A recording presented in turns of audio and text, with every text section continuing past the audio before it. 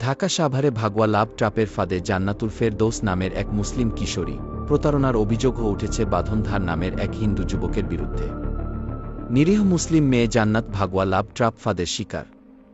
অভিযুক্ত যুবক বাঁধন নিজেকে নিরীহ ও প্রেমিক হিসেবে পরিচয় দিয়ে মেয়েটির সঙ্গে ঘনিষ্ঠ সম্পর্ক গড়ে তোলে। পরবর্তীতে তার ব্যক্তিগত তথ্য, ছবি ও ভিডিও সংগ্রহ করে তাকে ব্ল্যাকমেইল করে ভোগ করে যাচ্ছে। বাঁধনের সম্পর্কে আমরা বিভিন্ন হিন্দুত্ববাদী গ্রুপে তথ্য পেয়ে থাকি। বাঁধনের কিছু ঘনিষ্ঠ বন্ধুরা মুসলিম মেয়েকে নিয়ে তা গর্বের সাথে প্রচার করে। চলুন কিছু প্রমাণ দেখে আসি। বাঁধন এখানে মুসলিম মেয়েটার ছবি আপলোড করে কোনো এক গোপন জায়গায় ঘুরতে নিয়ে। মেয়ের হাত এবং বাঁধনের হাত দেখুন। মুসলিম মেয়ের বোরকার হাতা ভালো করে খেয়াল করুন।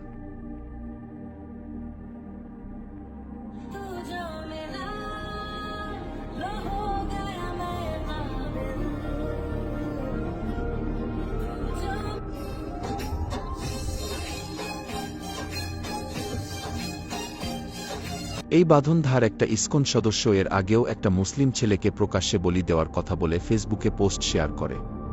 ঢাকা সাভারের মুসলিম ভাইদের উদ্দেশ্যে বলছি, এখন সময় এসেছে ঘুম ভাঙানোর।